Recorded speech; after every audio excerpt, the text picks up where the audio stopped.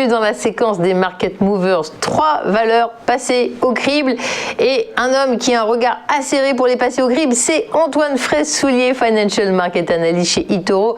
Antoine Fraisse-Soulier, bonjour. Bonjour Fabienne. Merci d'être avec nous. Alors, on regarde les États-Unis avec des résultats impressionnants de belles sociétés américaines. Je parle d'Apple qui est bien connu de tous.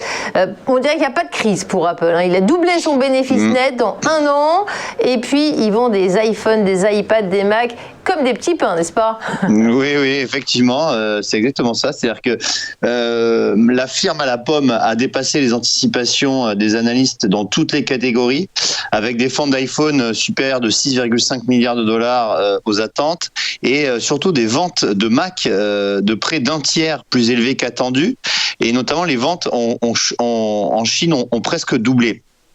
Alors, ces résultats ont été quand même publiés sur fond de pénurie mondiale de semi-conducteurs, qui pénalisent les constructeurs automobiles américains, mais qui semblent épargner Apple, acquéreur massif de puces et reconnu pour son expertise en matière de chaîne d'approvisionnement. D'ailleurs, Tim Cook, le PDG l'a rappelé, il n'y a pas de problème d'approvisionnement de puces électroniques. Par conséquent, Apple en profite. Le groupe a réalisé un chiffre d'affaires trimestriel de quasiment 90 milliards de dollars, où les analystes attendaient 77 milliards. Ce qui revient à un bénéfice par action de 1,40$ contre 99 cents attendu.